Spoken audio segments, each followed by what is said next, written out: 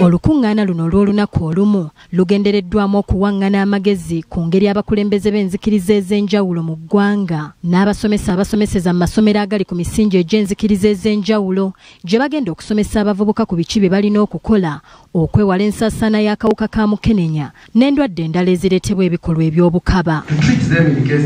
Olukungaana luno luwomeddwamu omutwe w'ekitongole ki Friends of Canon Gideon Foundation for Kagifo ekikulemberwa Reverend Canon Gideon Byamugisha ng'ono munnaddiini yasalawo okulaga eggwanga nti awangaala n'akawuka ka mukenenya kyokka ng'akola bukubirire okulaba nga tekasaasaana eri abalala. Canon Byamugisha annyonnyodde nti gavumenti teyeetaaga kulekerera mu kaweefube gw'eriko ow'okulwanyisa mukenenya kubanga tesobola kutuuka ku muntu okumanya ebimusoomooza nga bwe kiri ku bannaddiini. Lwaki ba religious leaders mbeesibyeko nnyo? Number one, tutuuka gavumenti oluusi weeremererwa okukola ki? Okutuuka. Then we have the presence nti mu stages za abavubuka nga bakula mu kuzaalirwa religious leader waali, mu kubatizibwawo bakusiramuka religious leader waali, nga bakola embaga oba nga bagraduatinga religious leader waali, nga bafunye ebizibu.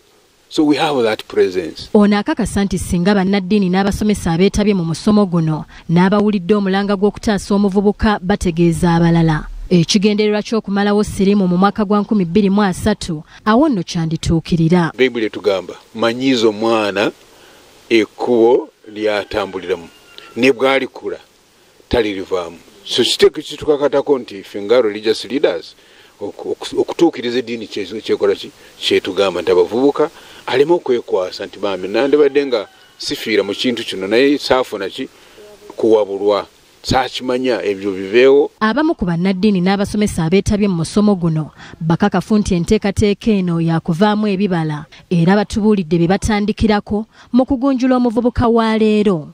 Tuyita abaana abo ne bafuna emisomo okusingira ddala ne bamanya obulamu bwabwe nga bwa muwendo ne tusobola okukozesa n'ebitwetoolodde makanisa, amalwaliro, abantu bonna betusobola okuyita ne bajja ne boogerako n'abaana baffe. Kyalibadde kirungi nnyo omwana ono okumutwala mu musingi gw'enzikiriza ye abeere nti atendekebwa ng'ate akula ng'era bweyongera okubeera nti ateeka mu nkola eddiini byemugamba. Ngenda kuddayo nsomese basomesa bannange then nsomese ne ba peers bano batuyambako okutuukirira abavubuka banne waabo okulaba nga basobola okwogera nabo n'ekirala tugenda kukolesa abakulu b'amaddiini b'enzikiriza ez'amaddiini ag'enjawulo. Uganda erimu omuwendo gw'abantu abasoba mu bukadde 4 nga kuba n'ebitundu 77 ku 100 bavubuka era nga mu bo akawuka ka mukenenya mwe kasinze okwegiriisiza. Patricia Nakayima, BBS Terefayina,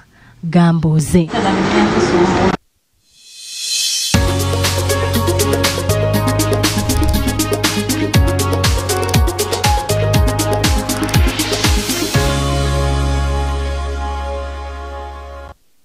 Kakati embeera mu ggwanga lya Tanzania